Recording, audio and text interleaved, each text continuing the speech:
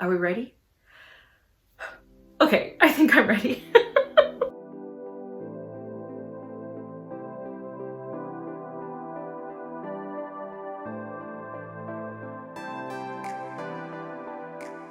Hey everyone, Kelly here.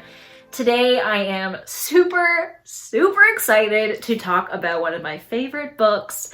And if you haven't already guessed from my thumbnail and from, I don't know, just me in general, I have mentioned this series so many times and I just started BookTube. So yeah, if you haven't guessed already, I'm going to be talking about The Crown of Gilded Bones by Jennifer L. Armentrout. Before I get started, I just want to remind everyone to please like and subscribe if you like the content I'm bringing you. And yeah, without further ado, let's get started. Okay. So originally I thought, let me do a review of all three books in one video and, you know, just give my reactions to certain things, and I'll do spoiler free and then I'll go into spoilers, and it was just too much, okay? Because these are big books. Like, look at this. So the first two, the third one, they're all just over 600 pages, I believe. That's a lot to get through. That's a lot to get through. And I have a podcast episode coming up in May, I believe. I will link it below, but I have a podcast episode coming up where we are going to be talking about From Blood and Ash. So I don't want to reiterate everything that I've said, and yeah, so I will link that so that when it becomes available, you can listen if you want. But I mean, even besides the podcast, it's so much material to get through in one video. So if you're really interested in hearing my thoughts on all three books, that could be a future video. But for today, I just want to talk about the latest release, which is The Crown of Gilded Bones. Okay, so I read this on my e-reader because this came out on April 20th, and I had to wait until yesterday. No, I had to wait until this morning for it to arrive in the mail. It was actually so funny. I slept in and I was still in my pajamas, and I opened the curtain in the living room, and that's where the front door is. And so I opened the curtain and I looked right into the eyes of a delivery man, and I was like, oh, hi, and like waved. And then I ran away to get a hoodie because like I wasn't wearing a bra, okay? I just woke up. Like, I'm sorry, I don't know you. You don't get to see me braless, okay? Anyways, so you know, thank the man, got this book, okay? That's all you need to know. So I just finished reading this last night and this showed up this morning. It is fresh. Look at that. It has not been really opened because I read the ebook. So let me just start with spoiler-free stuff, and then I will go into spoilers. I will leave timestamps below in the description so that if you don't want any spoilers, you will not be spoiled, because I get it. I hate that. No one wants to hear things that they didn't want to hear, right? Like, you're looking forward to this. So I think, otherwise I don't know why you're watching.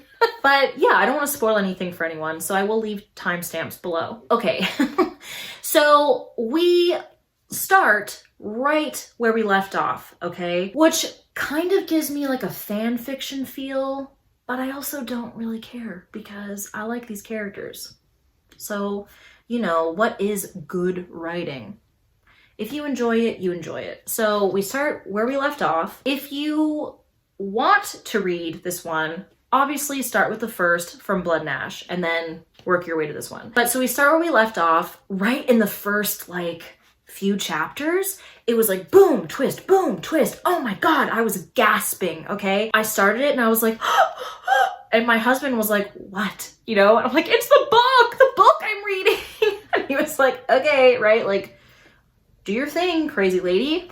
Well, I did my thing, okay? It started off crazy intense, fast-paced, shit was going down, left, right, and center, and then we got to about here, okay? Give or take. Then we had a lot of world building. I don't mind world building. Obviously, you need to give info, but a huge portion of this book, I felt like, was world building and info dumping.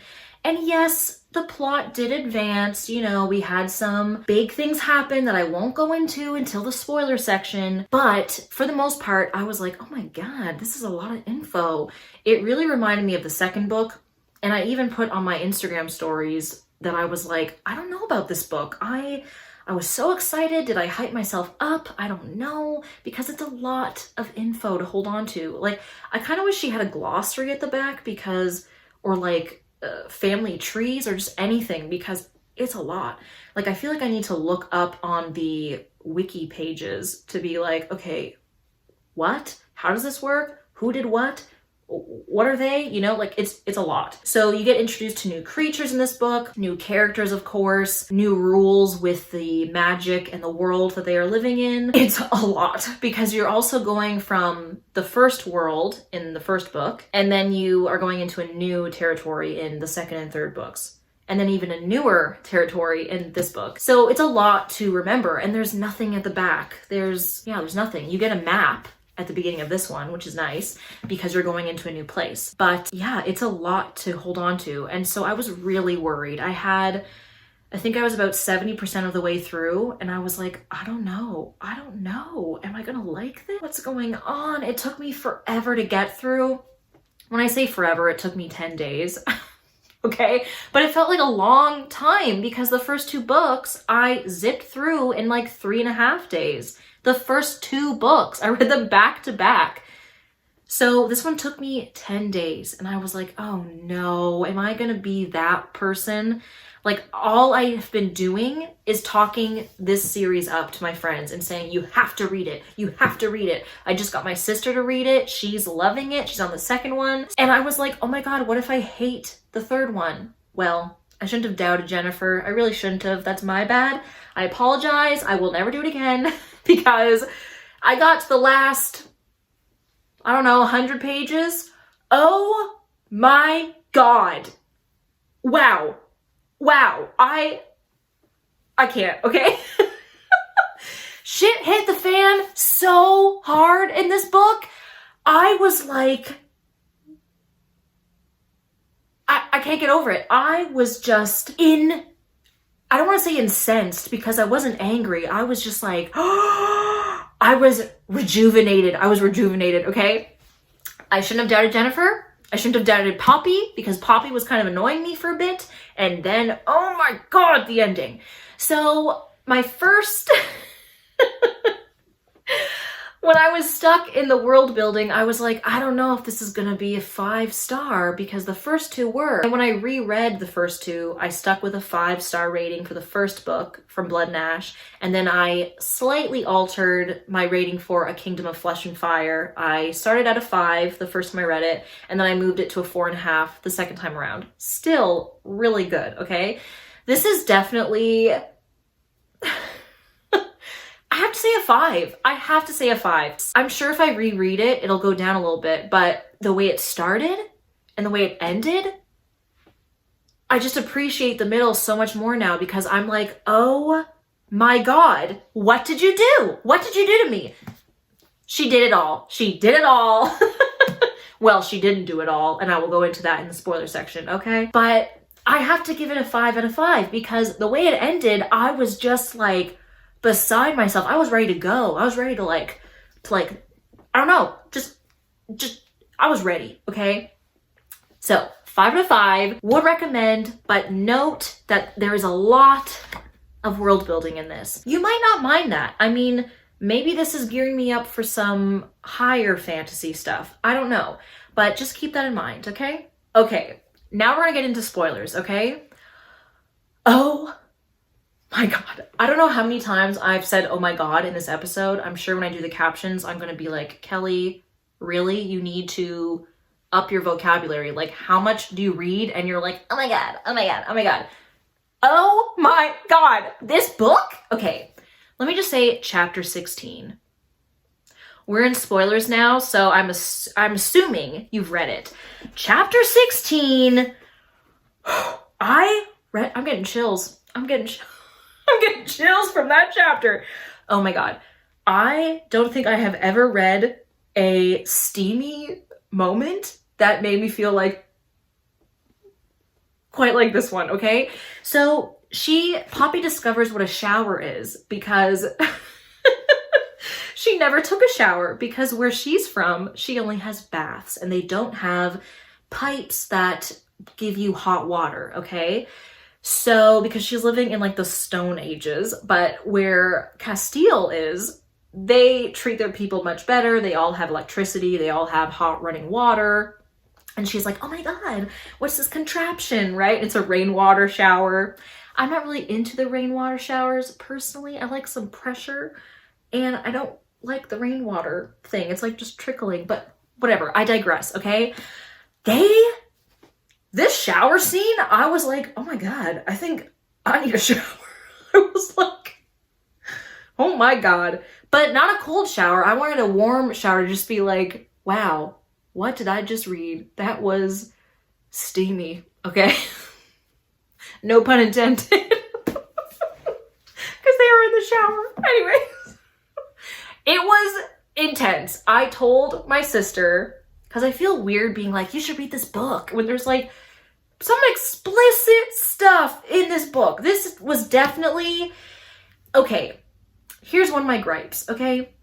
There was some very steamy moments in this book, but they were so few and far between. I was like, what? What the frig? So why, you know? But when they did happen, it happened. So I just warned her. I was like, gird your loins, because there are some very steamy moments in this. Like, wow. I thought the first one was steamy, and then the second one, I was like, okay, there's some steam here. Okay, some that was a little ridiculous. And then you get to this. This book was off the charts. I have chills. Why do I have chills right now? Oh my God. It was a lot, okay? But in the best way. There was the shower scene in chapter 16. There was like some voyeurism at a wedding celebration with the Wolven. Okay, that was a lot. I mean, you do you, but I was like, oh, okay. This is where this book's going. All right. And then there was a huge section of info dumping, like I said. I found it really hard to keep it straight what the difference was between a deity and a god. And so near the end, when Poppy was like, I'm a god, I was like, what's the difference? I don't know. So I need to like look some of these things up, because I'm like, what? What happened? Also, Alistair being a little dick. I knew it. Alistair, I don't trust you. That name, Alistair, no. I always joke with my husband, whenever we have kids, if we have a kid that I hate, we will name him or her Alistair, because my last name is McAllister. So we will have Alistair McAllister for the child I hate. I don't think that's going to happen, but I'm just saying. I don't like the name Alistair. I don't know if I've ever met an Alistair that I've liked. I'm sorry if that's your name. Maybe you're nice, but I haven't met you yet. I just haven't met you yet. Michael Bublé, Canadian. But anyways, wow, I feel crazy today. So I just knew Alistair was gonna be a little shit, okay? Because Castile was like, oh, I've known him my whole life and he's great. And then we find out that Shay was a piece of shit. We found that out in the second book, that she betrayed him and got his brother captured, okay? So, and she was supposed to marry Castile because Alistair was like, you need to marry a Wolven to bring the two people together, you know, like the Atlanteans and the Wolven. The Wolven, I don't know. And then he was like, no, you're gonna marry Gianna or Jana. I say it like Jana, like, is it Italian? No, Greek? I don't know. I guess they don't have Greece here, so I don't know. Gianna, we'll say, because that was his great niece, I believe. And I'm like, okay, this guy really wants to be on the inside because he's already an advisor to the king and queen. And now he wants one of his offspring or relatives to be right in line to the throne. So I didn't trust that guy, okay? So when it turned out that he was leading the unseen and all that, dude, called it, okay? Bye. So when he died, I was like, okay, great, moving on. Another gripe of this book, even though I gave it a 5, there was a lot of traveling. There was a lot of traveling. Poor Seti is like, could you not? I feel like every time this poor horse sees these people, he's like, oh, for God's sake. Because now he's working around the clock, okay? non-stop traveling. He's got this couple of lovebirds on his back. They're always giggling and cooing and touching each other. And he's like, I just want to eat some hay and some apples, okay? Like, give me a break. So, totally understand, Seti. I was tired with the traveling and I wasn't even doing any of it, which is probably why it took me 10 days to read this book, even though I loved it, okay? So, then we got the shocker that Queen Eliana was actually Queen Isbeth and was Poppy's mom. I had a feeling that's where we were going, and then when it happened, I was like, I'm not mad. I like this because I love female villains when they're written properly. This lady is chaotic, and I love it. She is the ultimate woman scorned, and I just love that vibe. I love it because, I mean, who can't relate? She goes a bit too far, which, I mean, she's the villain, so it makes sense. But I loved it. I really liked going into the new place of Elysium. I thought that was pretty cool. Nyctos seems a little scary. But I am so excited to read his story with his consort, to learn about the consort, because in this book, they're like, no one knows her name. Nobody knows her name? This whole time? He kept it a secret? Like, what? So I am really excited, okay? Yeah, I don't know how I feel about Castiel's parents. Poppy confronts his mom when she's like, you knew the truth about the queen, and you knew that the queen was my mom, and all this stuff, and you knew that she was doing this, and that she wasn't a vampire, and all this stuff, okay? And frickin' Castiel's mom was like, oh, she found out? Like, she just froze all of a sudden. I thought Poppy was gonna have her killed, and I honestly was like, I wouldn't blame her because she let them walk right into a trap, and then my man, Castiel, got taken, okay? So I got through this whole book, and I mean, I sound mad, but I gave it a 5. But I'm just riled up, okay? I got through this whole thing, and then at the end, Castiel was gone? He was taken? He was taken? Is Liam Neeson gonna ride up in here on the 4th book and get him back? I don't know. I would welcome it because I swear to God, if anything happens to Castiel, Jennifer, don't do it. Don't you dare. I will be so upset. Don't do it to me. I have to move on. So earlier in my spoiler-free section, I alluded to some things didn't happen that I wanted to happen. I thought the joining was gonna happen, okay? Because she kept hinting at it. She kept putting Kieran with Poppy and Castiel. And I was like, the joining's gonna happen. It's gonna happen. Oh my God. How is this gonna happen? How is this gonna like affect their relationships? Because that's kind of like a big change, you know? It didn't happen. Then Castiel gets taken away, and I was like, for God's sake, she's not going to do a joining without Castiel, okay? Like, that would just be, it would not be the point. You know, you want to bond your life to his. So anyway, I was so annoyed, and I texted, I texted someone in my same town here, my same city, who has already read it, and I was like, oh my God, is that going to happen? And she made me feel like it was going to happen. I see you, Esme, okay? I see you. It did not happen. It's okay. It's fine. It's fine. But I really hope that in the next book, there isn't some stupid love triangle situation with Kieran, Poppy, and Castiel. I can't take a love triangle. Not interested. I think we all know it's supposed to be Poppy and Castiel. So don't you dare. Don't make it a triangle, okay? I can't do it. I can't. No. And then before I go, the ending? Oh my God. I had to read it out to my husband because I was like, oh, isn't this the most epic ending you have heard? And he was like, yeah, that's pretty epic. And I'm like, yeah, like, would you doubt me? No. Okay. So I just want to read you the very ending because, wow, as an actor, I was like, damn, this is a monologue. I gotta use this. I gotta use this for an audition. I swear to God, it's so good. So she's talking to the Revenant, the one lone Revenant after her Draken comes down. Well, after she uses her powers to kill everybody.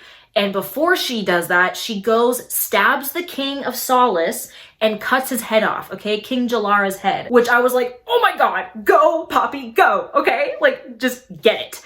And then she uses her powers, everybody dies on the other side, except for this one Revenant who can't be killed by her powers, and she already knows this. But then the Draken comes out, and the Revenant's like, oh my God, you know, like, I'm gonna die. The Revenant just smacks it with its spiky tail. It's still living, but it's really hurt. And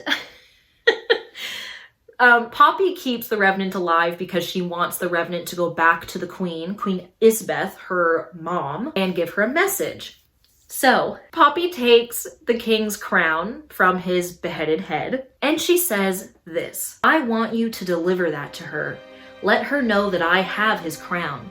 It's mine now. I want you to thank her for me, for teaching me to fight like a god. Tell her that was for Ian, which, as we know, he died in a very swift, shocking manner, okay? She continues on. Now this is the really important part. I need you to make sure she understands that I'm coming for her, that I will burn every Revenant that stands between her and me. I will strike down every Ascended who defends her. I will topple every castle she seeks to hide in. Make sure she understands that her survival hinges on Castile. She will release him, or she will see each and every one of her cities leveled. If she touches him again, I will destroy her precious Malik, and I can. I know where to find him. He lives, for now. And if she kills Castile, if anyone kills him, I will make sure her death is a slow one that will take hundreds of years to complete, if not thousands. You understand? And then the Revenant goes, yes. Says yes, he wheezed. And then, this is how the book ends, okay? Good. Make sure she knows that I am the chosen, the one who is blessed, and I carry the blood of the King of Gods in me. I am the Liesa to the Wolven, the second daughter, the true heir, owed the crowns of Atlantia and Solace. I am the queen of flesh and fire, and the gods' guards ride with me. Tell the Blood Queen to prepare for war. Oh my God! Isn't that crazy? Like, what? So I cannot wait for the next one. Like, how epic was that? We don't need Liam Neeson. We've got fucking Poppy, okay? Excuse my French, but she's here. She's ready. That speech reminded me of Abigail Williams from The Crucible, because, I mean, she was a bully, but same kind of vibe. It reminded me of Samuel Jackson in Pulp Fiction. Ezekiel 25:19. Is that the right number? I don't know. But that speech, okay? It also reminded me of Liam Neeson in Taken. I will hunt you down. I will, you know, the whole spiel. I cannot wait. So that is it for me today. I think I have rambled on more than enough. The light has changed. I'm sorry if I'm a little yellow. Still trying to figure this out. But if you liked this hot mess of a video, please make sure you like and subscribe, and I will see you next time. Bye.